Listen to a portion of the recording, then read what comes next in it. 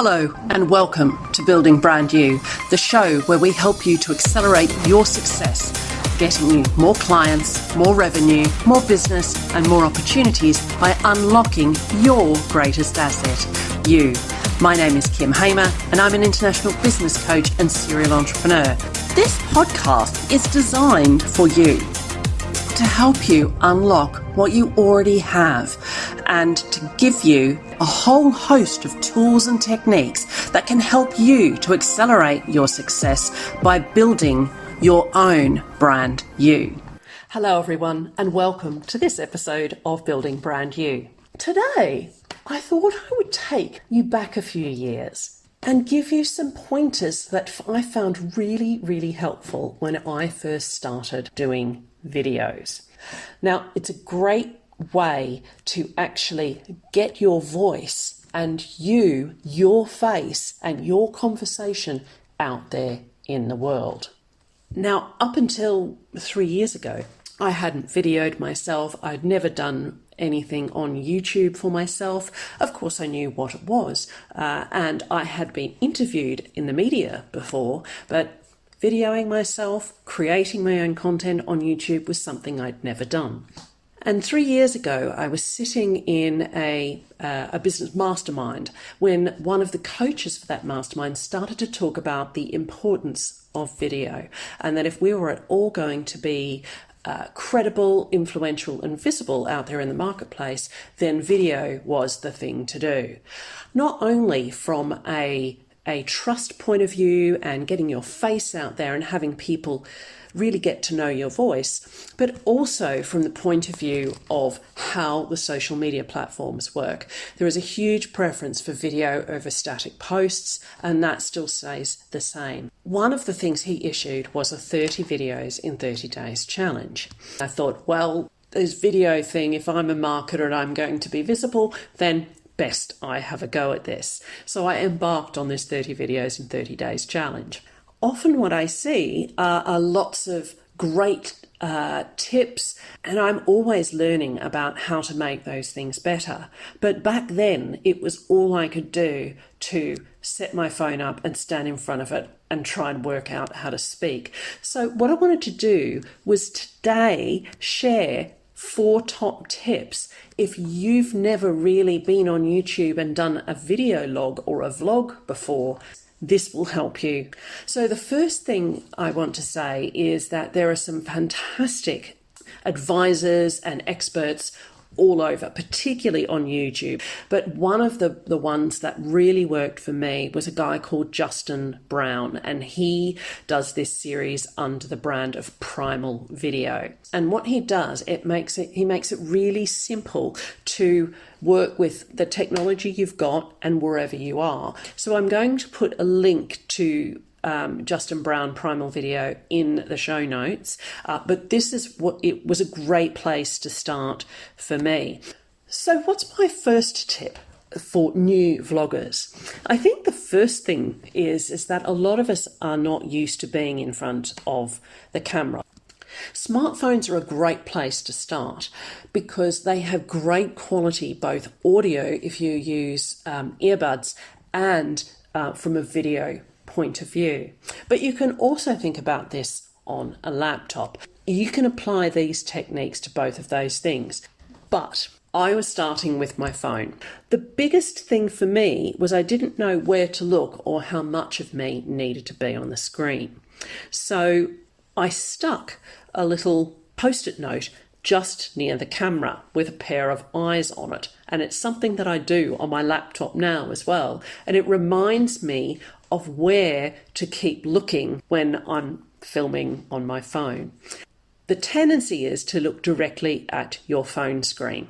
And while this might look good for you when you're filming, you'll notice that when you actually go back and look at what you filmed, it looks like you're talking off to the side because you haven't been looking directly into the phone camera, which is offset and on the side of your phone if you're filming in horizontal.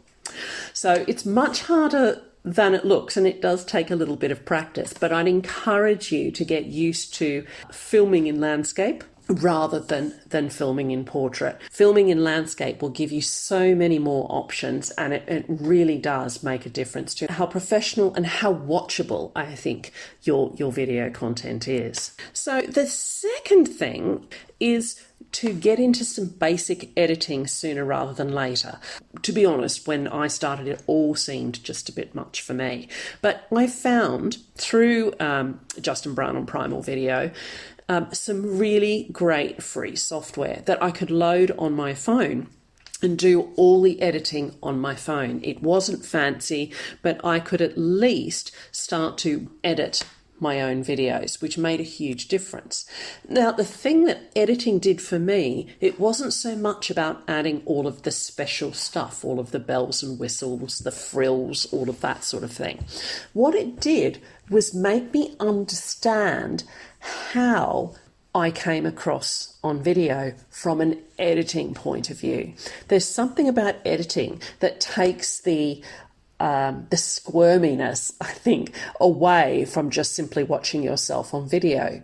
And all of a sudden, I started to think about the pace at which I spoke, the words I used. Did I stumble over words? Should I use different words? How understandable was I?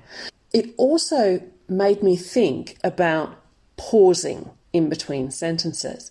Now, this is a super trick because particularly if you are using audio, it allows you to edit really, really easily. The other trick to editing is that you learn to stay still. When you're video editing, a lot of the challenge is around lining up the visuals when you might be taking out particular pieces of what you've filmed. But if you learn to stay still and be quite relaxed as you're talking to the camera, that makes editing more impactful and more streamlined to do. So the third thing I wanted to share with you is how I structured what I spoke about. And when I video or I do an audio recording like this one, I will always have some bullet points. So I don't write out a script. I don't read. That's not something I'm great at. And I kind of think that people can tell. I like something to be a bit more conversational. So what I do is think about the bullet points. And I have them just sitting in front of me before I start. So before I started this audio, I listed the 4 bullet points I wanted to talk about, which are my 4 tips for vloggers. And I also made a note at the start about how I wanted to introduce by talking about my 30 videos in 30 days challenge. What this allows you to do is have a spine of where you're going, but give you some flexibility and some freedom around how you talk about those points. It means if you have more than 3 or 4 bullet points, you could probably make that into 2 or 3 vlogs. You don't want to fill the vlog with lots and lots of points. You're better off saying 3 things for 5 minutes and doing 3 5-minute videos rather than doing 15 or 20 minutes with 15 tips. It's much more digestible, much more like a soundbite, which I've talked about in previous episodes. So that's the third point. Get a post-it note or a piece of paper and just write down 3 or 4 key bullet points that you want to talk about. Now, the fourth one was lighting. People had talked to me about this quite a bit, and I really struggled with this for a long time. It was almost like it was too much to think about.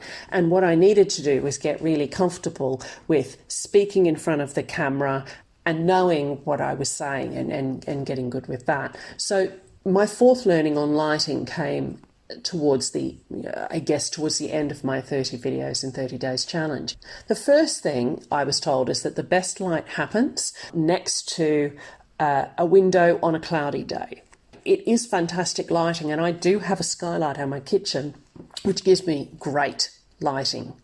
The issue is that you need to watch if the clouds move.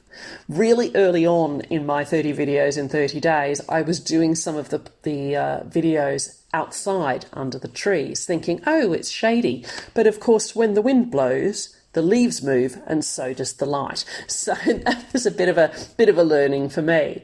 But the other thing I struggled with was getting the right lighting on my face without it reflecting in my glasses. I've tried a ring light before, and all that does is make a little donut or a polo mint, I've heard someone call it, on my glasses. But if you think about the lighting, what you want is the lighting to be soft on your face. Don't light it all behind you, or you'll look like a scary shadow person on those whistleblower news programs that can't be identified. I hope that gives you something to think about.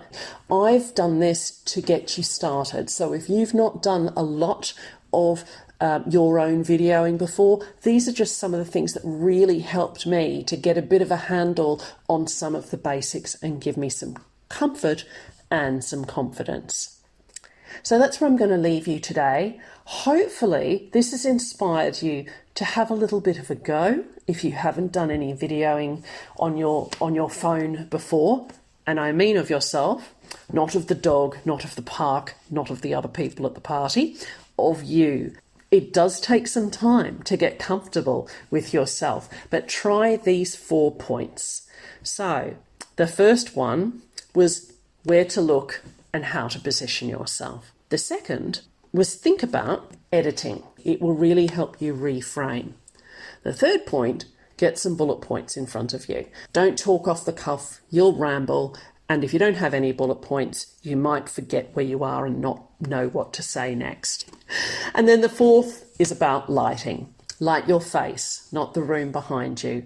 And watch out for those polo mints in your glasses if you happen to be a four eyes like me. Have fun. Try this out, and I'll speak to you next time.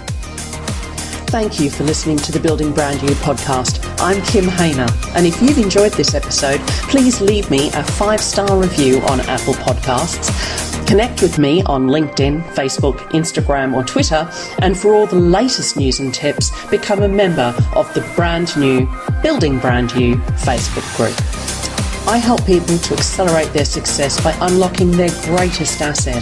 If you'd like to find out more, please book in for a free 20-minute coaching call at calendly.com/Kim Hamer/BBY chat.